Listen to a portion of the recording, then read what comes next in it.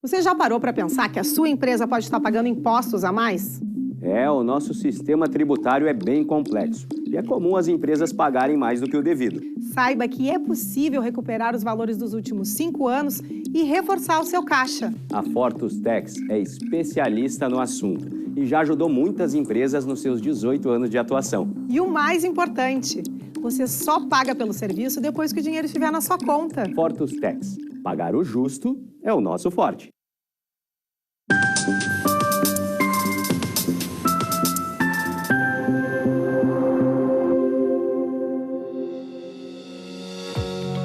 Olá, estamos começando agora o programa Papo Certo de hoje. Eu, Amanda de Oliveira e Evanira Aguiar. E hoje é comemorado o Dia de São Brás, o santo considerado o padroeiro dos veterinários, escultores e o protetor das dores de garganta. Boa noite, sejam bem-vindos. O nosso programa vai ao ar de segunda a sexta, às 8 da noite, logo após o Cadeira Cativa, aqui na Ubra TV. O assunto de hoje é direito de trânsito e o tema é crimes de trânsito e suas penas. A nossa convidada de hoje é a doutora Vitória Moraes Santos, advogada especialista em direito de trânsito. Muito obrigado pela presença no nosso programa de hoje. Boa noite, Maria. Boa noite, Amanda. Eu que agradeço pelo convite. É uma honra trazer para a população um assunto tão importante, né? Que, enfim, hoje a gente vai tratar, principalmente agora, com as festividades de carnaval, né? Servir de alerta aí para que tome mais cuidado com relação até às penalidades, né? Pela prática de alguns crimes que envolvem o direito de trânsito. Bem-vinda, então, doutora Vitória. Aproveita você de casa, manda sua pergunta, seu comentário. Nós vamos fazer um rápido intervalo e já estamos voltando, viu? É bem rapidinho, fique aí com a gente.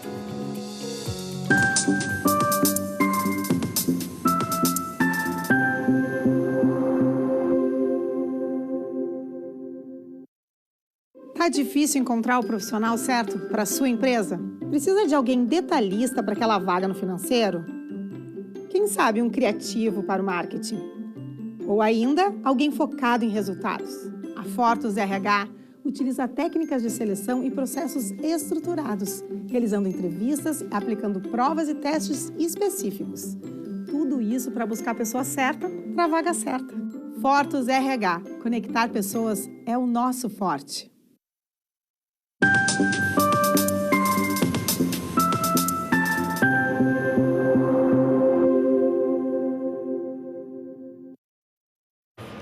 Voltamos com o Papo Certo.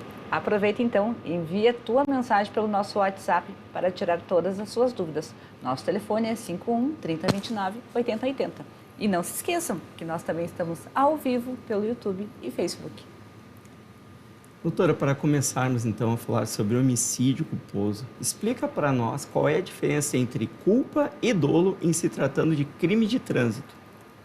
É um assunto bem polêmico, assim, essa questão, porque a depender, né, do dolo ou culpa, será a pena do indivíduo, tendo em vista que crimes dolosos contra a vida, por exemplo, vão a júri. Então, é julgado pelo tribunal do júri, né, pelas pessoas populares. Então, há essa grande diferença, acredito que a maior delas seja essa, no sentido de quando se pratica um crime mediante dolo, esse crime é julgado pelo tribunal do júri, e quando o crime ocorrido com culpa, né, é pelo juiz normal. Mas passando assim, de forma bem direta na diferença clara entre eles.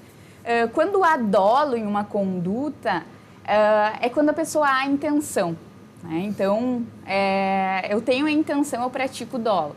Existe também o dolo eventual, que é muito usual na questão... Essa é a figura mais polêmica. Para mim é algo que eu não consigo entender. Eu não sou da área do direito. Eu não consigo entender que uma pessoa ela tem uma intenção, ou pelo menos o conhecimento de que se fizer aquilo é intencional, e ela ainda tem um atenuante de ser considerado eventual, ou seja, algo que eu tenho conhecimento do risco, que pode acontecer, acontece, e mesmo assim eu tenho um atenuante. Com todo respeito, eu não consigo entender essa interpretação. Sim, é bem complexo, né? E então o dolo eventual, ele é quando eu não quero aquele resultado, assim, eu não tenho a intenção, mas eu assumo o risco. Então, eu consigo prever que, efetuando aquela conduta, como, por exemplo, passar em um sinal vermelho, né? Eu posso matar uma pessoa que estiver passando na faixa de pedestre. Eu posso prever esse resultado, mas mesmo assim, eu vou lá e passo, né, no sinal vermelho. Então, isso seria um exemplo, assim, do dolo eventual. Já a culpa é realmente quando não há intenção, porque é realmente um acidente, né? No trânsito a gente está aí correndo o risco o tempo inteiro, tanto como pedestre como condutor, né? Então, aí a culpa é quando não há intenção, não consegue prever aquele resultado, mas acontece. E, doutora, qual é a pena do condutor do veículo que pratica esse tipo de crime contra um pedestre que estava efetuando a travessia numa faixa regulamentada? O crime de homicídio culposo, ele é de 2 a 4 anos. Ele é normal, tá? Por quê? No caso de quando o pedestre estiver atravessando, né, na faixa regulamentada, esse crime, que seria de 2 a 4 anos, tem uma causa de aumento de pena. Tá? Que aí é quando o juiz faz o cálculo de pena, então ele vai verificar a situação e com isso vai impor aquela pena e ela pode subir de 1/3 à metade. Tá? Então ela tem 2 a 4 anos, quando se está na faixa de pedestre, pode ter esse aumento devido a essa causa de aumento de pena prevista no Código de Trânsito. E tem um limite de pena, doutora? Aí vai depender das condutas efetuadas, né? Do que aquela pessoa fez para, assim, o juiz fixar, né, aquela pena. Porque ele vai fazendo todo o cálculo de acordo com as condutas e o que está previsto e no final ele vai ter a parte final da pena que somada vai dar. Então é muito relativo caso a caso, né, do valor que ela vai ter. E doutora, e se constatado que o condutor que atropelou a vítima ainda não tinha a CNH, ele pode responder por mais de um crime? Então, essa também é uma causa de aumento de pena. Tá? Então, tanto a questão da faixa de pedestre, quanto a questão do condutor não possuir a permissão para dirigir, não possuir a CNH. Então, também é uma causa de aumento de pena e, com isso, pode ter de 1/3 à metade do aumento daquela pena base, que a gente chama, que é de 2 a 4 anos. Então, a pena base de 2 a 4 anos e de acordo com as condutas... Podendo chegar a 6 anos. Isso. De acordo com as condutas, ela vai aumentando. Então, a falta da CNH também é uma causa de aumento de pena. E esse tipo de crime de trânsito, que culminou ali com atropelamento, numa faixa de pedestres, sem a CNH, ele é culposo ou ele é doloso? Aí depende da intenção da pessoa. Não tem relação, né, com ter a carteira ou estar na faixa, sim, se a pessoa tinha aquela intenção. Isso, porque o dólar é realmente, né, da intenção. Então, tem que se analisar muito bem. E, claro, a defesa, né, no caso, o advogado de quem está sendo acusado também precisa demonstrar, assim como a acusação, que é o Ministério Público, por meio do promotor de justiça, ele também precisa... são dois lados, né? Então, sim, assim, cada um precisa acusar a ponto de identificar um dolo ali ou um dolo eventual, no sentido de que poderia, sim, ele ter presumido, visto, assumido esse risco. E também tem um lado da defesa que pode, né, a depender da situação, argumentar no sentido da culpa, né, de realmente não ter nenhuma previsão, não ter assumido o risco. Né? E no crime de lesão corporal culposa, quais são as lesões que se enquadram para ser considerada a prática deste delito? São lesões, assim, pode ser aparentes, né, ou não, mutilações, enfim, arranhões, ou o que possa aparecer no corpo da pessoa, né, devido àquela lesão que pode ser um atropelamento, algo assim que tem alguma modificação no corpo ali daquela vítima, né? Sim, e como é que a pessoa, no caso lesada, pode demonstrar que realmente teve ferimentos no caso de lesão corporal culposa? Como que a pessoa pode demonstrar isso? Ela pode fazer por meio do exame do corpo de delito, né? Que é por meio até registrar um boletim de ocorrência na delegacia, na Polícia Civil. Também, né, se não tiver naquele momento, porque muitas vezes demora esse exame, pode ir até um ambulatório, né, num hospital, em que o médico pode atestar a questão ali dos machucados, ferimentos dela. Então, seriam mais ou menos por esses meios, né, atestados, enfim, peritos que se pode comprovar. A pessoa, ou se não tiver condições de solicitar, seu familiar, então, deve solicitar ao médico, né, que fizer o seu atendimento, este atestado descrevendo todos os ferimentos, enfim, as lesões, porque ela certamente no futuro vai precisar, né, utilizar isso corretamente. Isso, exatamente. E geralmente, quando se faz o boletim de ocorrência, os próprios policiais, né, ou delegados já vai alertar no sentido de fazer os exames ou agendar o exame de corpo de delito ou até mesmo ir até um ambulatório, um hospital para certificar. E, doutora, o condutor causador do acidente, ele é obrigado a permanecer no local? Se sim, conte pra gente o porquê. Bom, caso, né, ele não fique no local, ele pode responder pelo crime de fuga do local do acidente, tá? Mas, assim, o que ele pode fazer naquele momento? Claro que se eles tiverem condições, né, claramente. Então, ele, se estiver em condições, permanecer no local e, de alguma forma, tentar ajudar aquela vítima, né, que está naquela situação.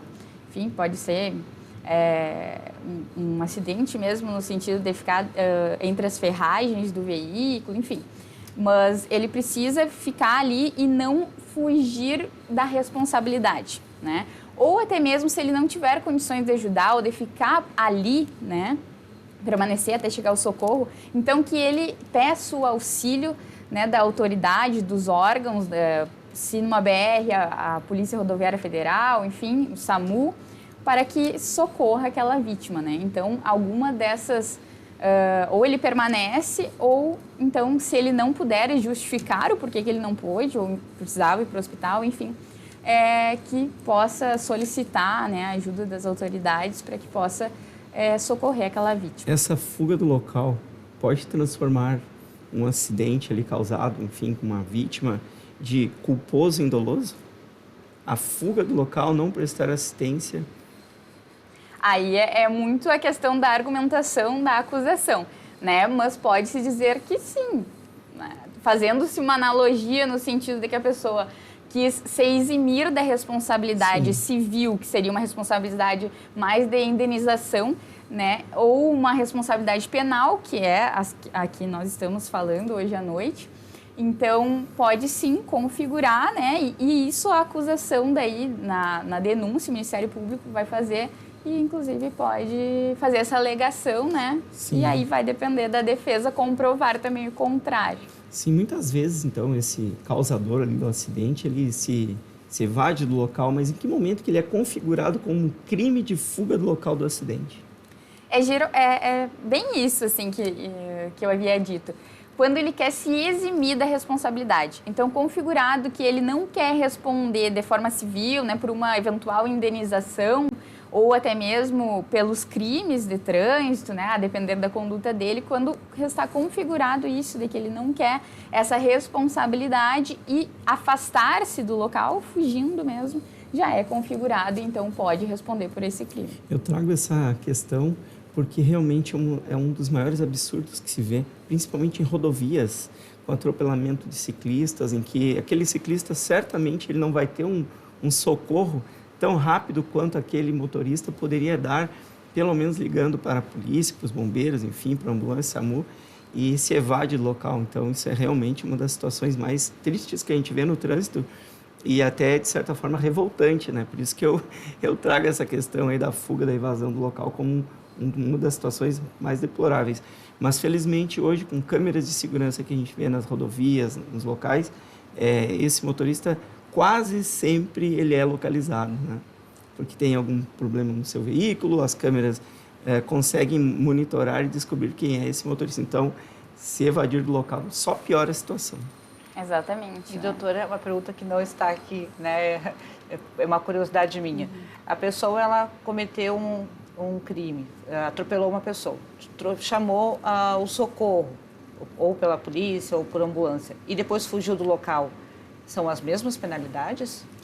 Se poderia se dizer que parcialmente ajudou, mas não totalmente. Se ela justificar, tiver um motivo justificável, plausível para que ela tenha feito isso, no sentido de se afastar, mas ainda assim solicitar, né, o socorro àquela vítima, ela não responde daí pelo crime. Mas aí precisa, né, ter uma fundamentação plausível, como eu disse, até mesmo ela precisava de atendimento médico e com isso ela também precisou ir ao hospital, mas antes disso solicitou a ajuda, né, àquela vítima. Muito obrigada, então, pela tua resposta. E, doutora, mudando um pouquinho de assunto agora, nós vamos falar sobre quais são as penalidades de quem for flagrado dirigindo embriagado e quais são os percentuais de gestões diferentes de acordo com as quantidades ingeridas de bebida.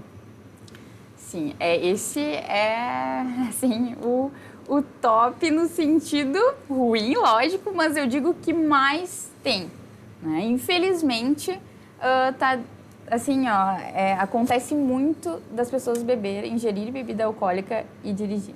Então, há uma diferença, assim, no sentido das penalidades, porque vai depender muito do quanto constatou-se, né, no etilômetro ou exame clínico para se configurar crime. Porque no nosso Código de Trânsito brasileiro tem a penalidade administrativa, que é aquela, geralmente, do Detran, né, onde o Detran envia uma notificação para a pessoa, enfim, tem os trâmites. Então, essa é a que mais acontece, porque para o crime de embriaguez é necessário que se constate mais de 0,34% ali para que se configure o crime e responda penalmente, né, por um processo judicial criminal.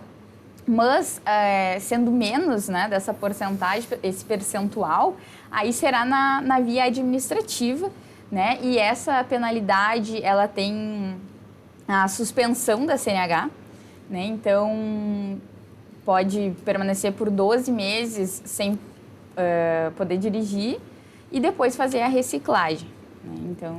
Bem, e é possível identificar a prática do crime de dirigir embriagado sem que o condutor faça o teste do bafômetro ou exame clínico? Eu chamo de bafômetro, é etilômetro. Isso, eu também falo etilômetro, bafômetro, mas, assim, tem como, por termo testemunhável, que é quando o policial, que ele se prevalece da sua fé pública, né, então ele pode diagnosticar, devido a essa fé pública que ele possui, de que a pessoa estava embriagada. Então, ela vai descrever no sentido de que ela apresentava sinais de embriaguez, andava em zigue-zague, enfim, né?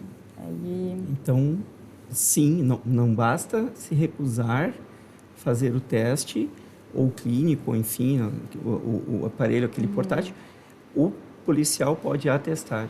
Isso, pode atestar sim, devido à fé pública que ele possui. Eu tenho uma pergunta para te fazer, doutora. Entendemos então que 0,34% de percentual de álcool, ele já é um crime.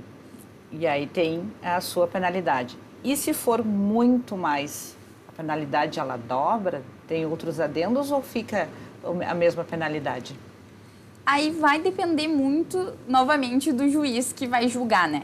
Porque ela tem a pena base, então, a depender, tem várias circunstâncias, como eu mencionei, que podem aumentar, diminuir. Então, vai depender muito do juiz que for julgar e ele se atentar a isso no sentido de penalizar ali na sentença. E se o condutor fizer, então, o teste e ele tem um prazo para uma contraprova, que deu positivo, né, que ele estaria embriagado, ele tem direito a uma contraprova? Sim, ele teria direito à contraprova, salvo engano, de 15 minutos a 1 hora, né? Ele teria esse direito de fazer novamente, repetir, por exemplo, o teste do etilômetro. Ou ainda assim, também ele pode procurar fazer um exame clínico após fazer o etilômetro e ele mesmo produzir sua contraprova. E utilizar na defesa dele depois. Quando a pessoa não confiar no etilômetro, ele pode ir até uma clínica e fazer o exame de sangue para comprovar. Isso. Mas tem que ser imediato, né? Isso, tem que ser imediato e também pode fazer também no etilômetro ali, o artigo 306 do CTB, no parágrafo 2º, garante tem essa previsão da contraprova. Bom, continue então nos assistindo, que nós vamos fazer um intervalo de 30 segundinhos e já voltamos com o nosso papo certo. Fique aí com a gente.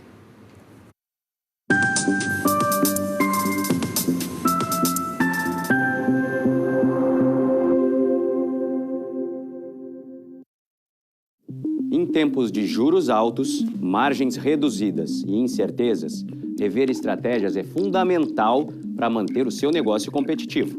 Esse cenário exige planejamento e organização financeira. Nessas horas, qualquer ajuda é bem-vinda, mas a ajuda de um especialista é necessária. A Fortus Consulting conhece na prática e tem as soluções adequadas para cada situação. Fortus Consulting. Melhorar os seus resultados é o nosso forte.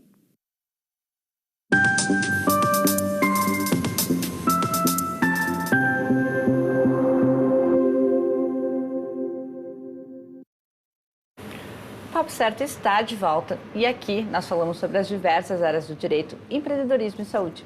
E eu te convido a nos seguir nas redes sociais e nos enviar a sua pergunta ou comentário pelo nosso WhatsApp 51 3029 8080. Lembrando que também estamos ao vivo na TV aberta e nos canais digitais NET, Claro, Vivo, TVN e Tubarão.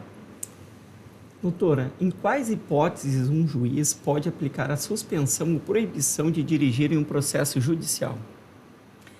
Conforme nós já comentamos, né, estávamos falando, em crime de homicídio culposo, lesão corporal culposa, todos esses que nós já mencionamos, né, é possível que o juiz, além da pena pecuniária, que é aquela que ou a pessoa pode ser privada da liberdade ou restrita de direitos, né, ele, além dessas penas previstas, também pode aplicar a suspensão da CNH, ou de que ele não possa mais dirigir, tem essa proibição, né, de dirigir devido à conduta dele. Mas, conforme eu havia mencionado, vai depender muito da conduta para que o juiz possa fixar uma pena, né, dessa maneira.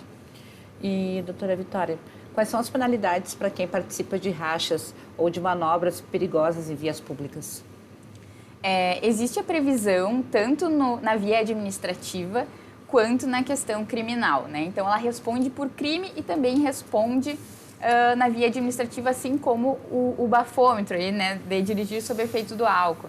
Então, na questão do racha, né, ela pode ter a suspensão da CNH devido à penalização na via administrativa, assim como também responde por crime, né, do crime de trânsito, e daí tem as suas penalidades, a pena pecuniária, e inclusive o juiz também pode fixar uma pena de suspensão, mas aí também existe um conflito que é necessário verificar no sentido de que se o Detran já não aplicou essa pena de suspensão na via administrativa. Então, o juiz tem que ver se já existe essa pena, e se ele quer fixar, ele também pode, né, pelo crime de racha, no caso. E existe alguma situação em que a pena por racha possa ser aumentada?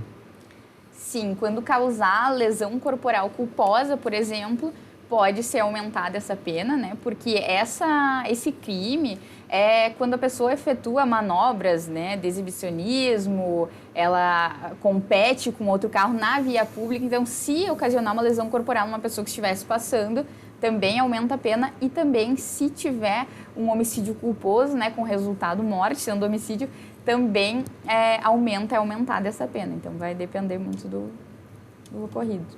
E agora chegou a hora de nós interagirmos com os nossos telespectadores que mandaram mensagens através aqui do nosso WhatsApp. Então, vamos lá. É considerado crime de trânsito desrespeitar a velocidade máxima regulamentada pela via? É mais usual nós vermos, né, esse tipo de penalidade na via administrativa também, né, a depender da velocidade flagrada. Então, por exemplo, a infração de trânsito na via administrativa de dirigir acima de 50% da velocidade máxima permitida é uma multa autossuspensiva, a qual prevê a suspensão da CNH. Mas, na legislação, no sentido criminal, também existe uma previsão, tá, que fala da velocidade, mas em casos específicos.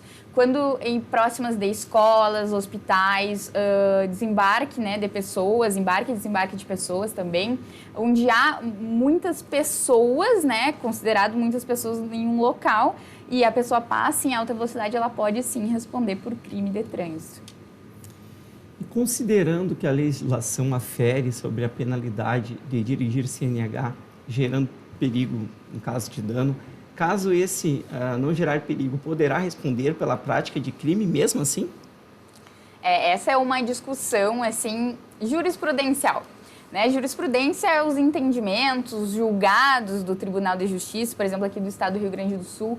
Então, a jurisprudência entende que se não gerar perigo de dano, a pessoa fica extinta a punibilidade dele.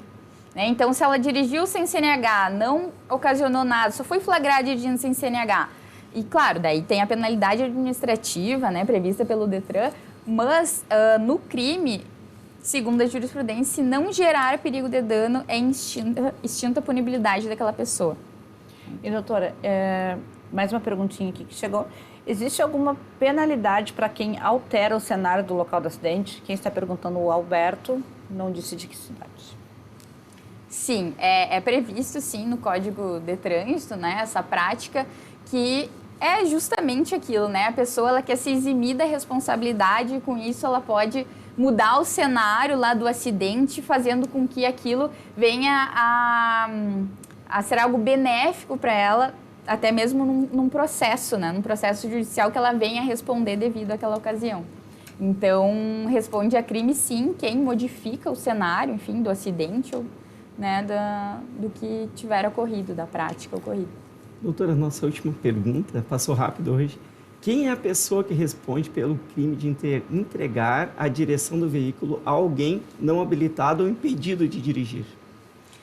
Quem responde, né, por essa, tanto uma infração administrativa quanto crime também, é o proprietário do veículo. Então, o proprietário do veículo ele vai responder por essa conduta, né, de entregar, né, ou até permitir que uma pessoa sem CNH ou com CNH suspensa, cassada, dirija esse veículo. Então... Muito importante, nós temos diversos casos em que vemos jovens não habilitados, não é?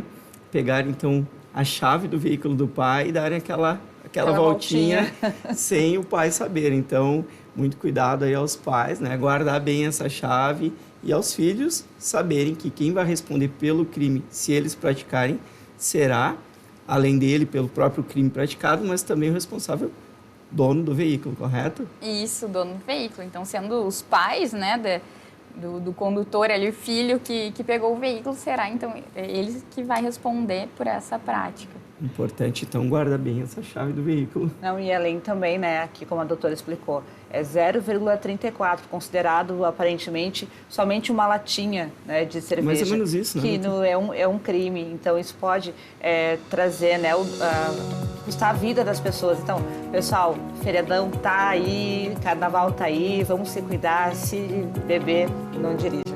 Doutora Vitória, muito obrigada por ter aceito o nosso convite. Eu que agradeço pelo convite, foi um prazer e contem comigo. Muito bem, eu vim agradecer a você por ter nos assistido e não se esqueçam que o Papo Certo ele é reprisado de segunda a sexta às 7h30 da manhã aqui na Obra TV. Vamos nos despedindo, na segunda-feira às 20 horas estaremos de volta e quem estará conosco é o Dr. Stanley Canetes Nunes. Falaremos sobre direito do trabalho e o tema vai ser aviso prévio. E você também é nosso convidado. Esperamos a todos.